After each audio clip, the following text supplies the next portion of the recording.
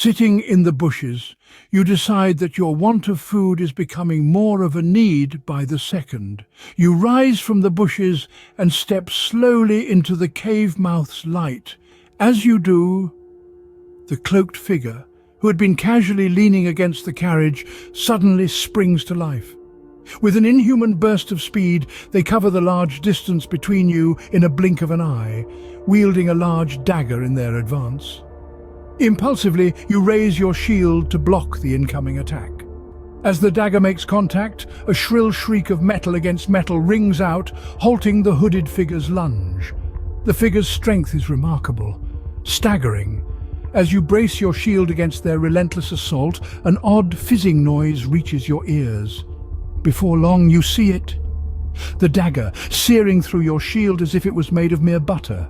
The blade is glowing white-hot. You can feel its intense heat radiating as the figure continues to push it ever closer. You realize you're slowly losing this test of strength, this battle of wills. Eventually, you falter, and the dagger's tip presses into your shoulder. Searing pain explodes through your arm. With a shout, you stumble backwards. You manage to unlodge the dagger from your shoulder, but the motion lands you on the floor at the mercy of the hooded figure. Now they are kneeling on your chest, the dagger at your throat. Suddenly, the long-haired man intervenes, swiftly grabbing the hooded figure and pulling them off of you. He meets no resistance from the figure, who takes a few steps back. They stand at attention, still staring at you, their eyes locked onto yours. The long-haired man looks at you and helps you up into a sitting position. "Are you all right?" he asks with concern in his eyes. You look down to your shoulder and his eyes follow. "Dear heavens! That looks ghastly. Come over here and we'll get you looked at." The cut in your shoulder from the dagger was cauterized by the heat of the blade, but it hurts immensely. The long-haired man helps you up and leads you to the fire, making room for you between two of his companions on a log. "Barney, come take a look at this, and Serena, get them something to eat. Oh, and a bit from the keg to help with the pain." A large man walks over and pulls your shirt down past your shoulder to examine the wound. After a few seconds, he looks back at the long-haired man and speaks in a low voice.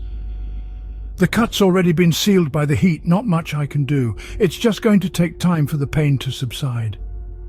The woman who the long-haired man had called Serena comes over and hands you a bowl of stew and places a mug of ale next to you. She smiles and walks back to where she had sat before. You start to eat, and as the food fills your stomach, you notice now that you feel incredibly tired. Your eyelids feel heavy and the fire warms your damp bones. You know that you will fall asleep soon if you do nothing to prevent this. What will you do? Thank these strangers for their kindness and leave their camp and be on your way to Bourne, or fall asleep at their mercy?